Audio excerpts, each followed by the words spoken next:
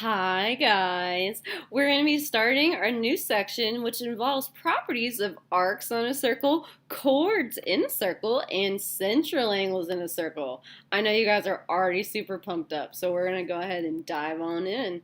Alright, so first of all, you're probably like, well, Miss Long, what are these arcs and central angles that you keep talking about? Well, don't you worry. I will tell you what they are.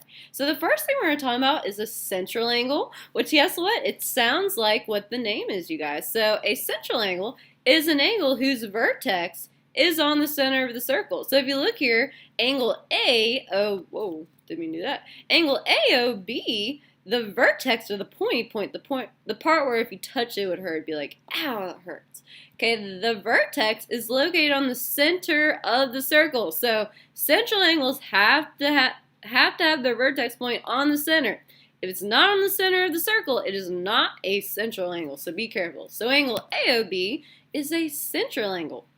We're going to talk about other types of angles that do not fall in the center. Don't you worry, because I know you're already going to ask me about that. I can read your mind. I'm like a fortune teller. I can read your soul. I'm looking right into your soul right now. Alright, I'll start being weird.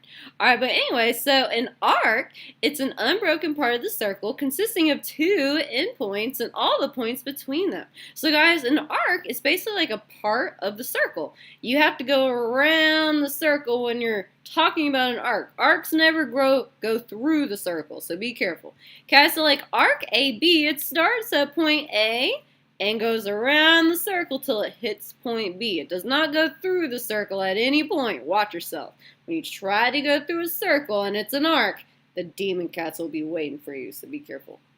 Guys, and the symbol we use for an arc is, it kind of looks like an arc. So if you see this symbol right here, remember mathematicians are lazy, so instead of actually writing out arc AB, we can just put this little weird symbol over the points AB, and that means arc AB. Cool, right?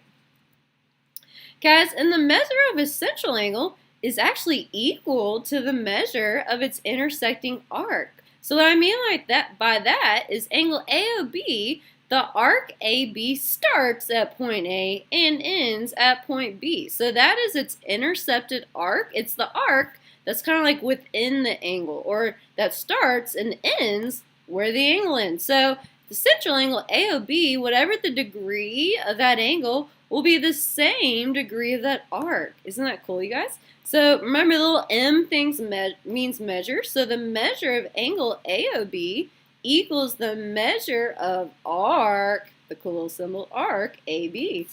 All right, let's keep going. So let's talk about minor arcs, major arcs, and semicircles. So minor arcs are arcs whose measure is less than 180 degrees, so less than half the circle. If you didn't know, circles have a total of 360 degrees, so half of the circle is 180. So some nifty things about minor arcs. Minor arcs are named with 2 points, their start and end point. So like arc B to the C, okay, that is a minor arc, which you can already know without looking at the circle because it only has 2 points. When it has more than 2 points, it's going to be a different kind of arc, so watch yourself. So arc BC is a minor arc. Now a major arc is an arc whose measure is more than 180 degrees. Okay, and we label major arcs with 3 points, a start point, an end point, and a point in between. Okay, so arc C to the D to the B, so CDB, remember you go around the circle. Arc CDB is a major arc because it's more than 180 degrees, and I know just by the name of it that it's a major arc because it has more than 3 points. Okay, so this arc right here is a major arc, arc C to the D to the B. Okay, so be careful, minor arcs BC, the reason why I know it starts at B and goes clockwise, so this way around the circle, is because it has to be less than 180. I can't start at B and go all the way around this way because then it's no longer less than 180. So I know that BC has to be this arc, not the arc that goes all the way around the circle. That is arc CDB, or you could call it BDC. Those mean the same thing. You could also call arc BC arc CB. Those mean the same thing as well. All right, and the last type of arc we're going to talk about today is a semicircle, which I already kind of mentioned this. A semicircle is when the endpoints of an arc lie on the diameter, which remember, diameter is half of your circle. It starts at the center, starts at the circle, hits the center, then hits the other side of a circle. So in a semicircle, since it's half of the circle, it must measure 180 degrees. And we also measure semicircles with 3 points, just like we do with major arcs. So you could label the semicircle as EHG or GHE. If you're labeling the one down here, you could call it arc EJG or EJG. Yeah, it sounds really weird. Or arc JGJE. Those are hard to say together. Sorry, guys. Guys, so we have two semicircles, and again, you can name them either way. So pretty cool, right? Let's keep going. Some more arc properties that we're going to talk about. Let's discuss what adjacent arcs are. So, do you remember what the word adjacent means in geometry? Well, adjacent in geometry means to be right next to. So adjacent arcs that are right next to each other, but they must share a common point. So adjacent arcs are arcs of the same circle that intersect in exactly one point. So arc AB and arc BC are adjacent. So arc AB and arc BC, these two bad boys right here are adjacent arcs because they intersect in exactly one point at point B. Bam, right there. Okay, so they have to be next to each other and they have to share a common point. If they are not next to each other and they do not share a common endpoint, then they're not adjacent arcs. So watch yourself. All right, and then the arc addition postulate. We've talked about the segment addition postulate, which this postulate is pretty much the same thing, except we have arcs involved. So guys, if we look at the major arc, arc ABC, which arcs are within arc ABC? Which arcs are within this yellow arc? Oh, well, we have arcs AB and BC. They make up this lovely major arc right here, ABC.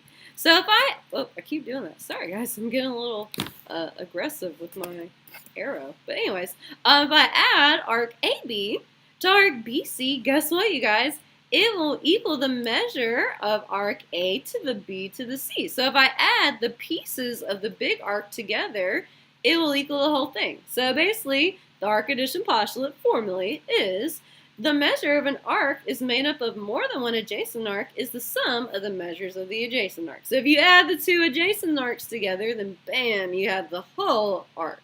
Pretty cool. I know. Alright, so I know that you're dying to apply these awesome properties that we talked about. So go ahead and pause the video and watch examples 1 and 2. Alright, well I know you guys are already ready to learn about some more arc properties. So let's keep going. Alright, so one nifty thing that we'll be learning about is that congruent central angle. So if you have two angles whose vertex is on the center point, if you have two central angles that are congruent, that means if they have intersecting chords, so if you guys see here, chord AB intersects with angle APB, it starts and ends where angle APB starts and ends. Same here, chord CD starts and ends where angle CPD starts and ends. So those are their intersecting chords. So if you have congruent central angles, that means the chords that they intersect with are also congruent. So in this picture, angle APB is congruent to CPB, which means that segment AB or chord AB is congruent to chord or segment CD. Cool, right? Actually, not just cool. Cool beans. I know. Alright, let's go over a different property that will sound similar to the previous one, but it's slightly different. So congruent chords have congruent intersecting arcs. So if you guys see here, chord AB, sorry to see that's a B, is congruent to chord CD.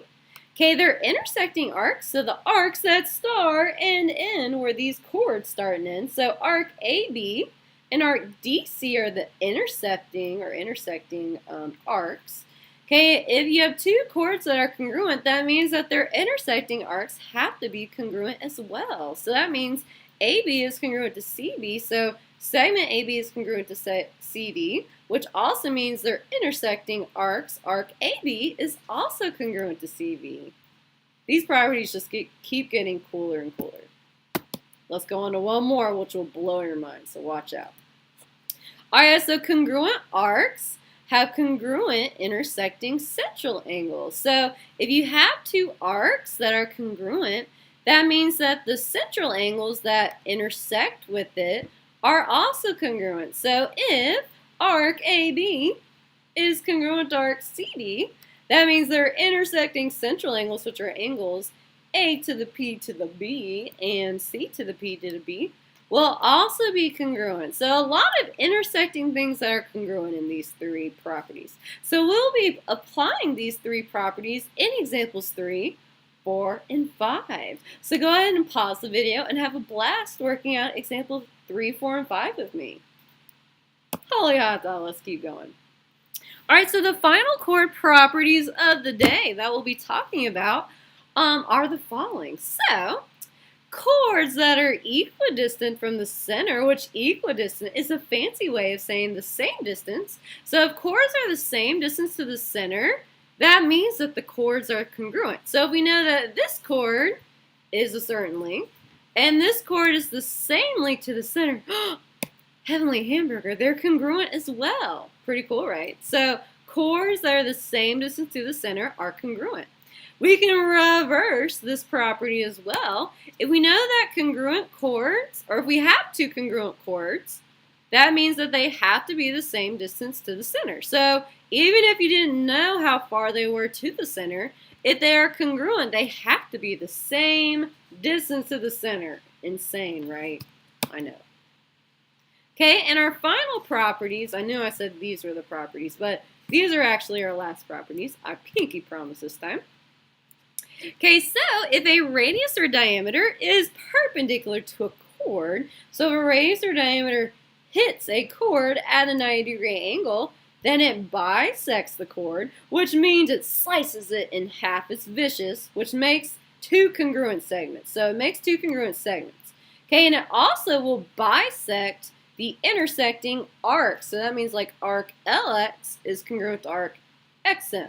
Okay, so there's lots of things we can say. So if segment LM is perpendicular to segment PX, then the segments LZ and ZM are congruent because it bisected it and sliced it in half. So these two pieces are congruent, as well as the arcs that start and end where the radius intercepts with the start of the chord. So like LX will be congruent to XM as well. So arc LX and arc XM are the same degree. Wowza, wowza. Okay, we can reverse this statement as well.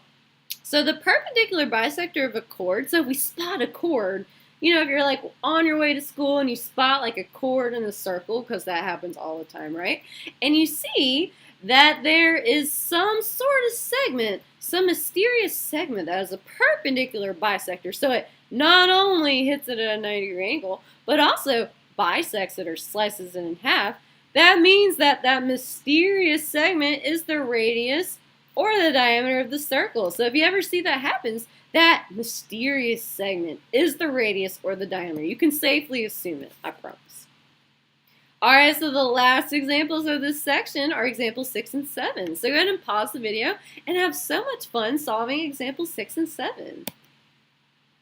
That was a blast, you guys. I hope you enjoyed it just as much as I did.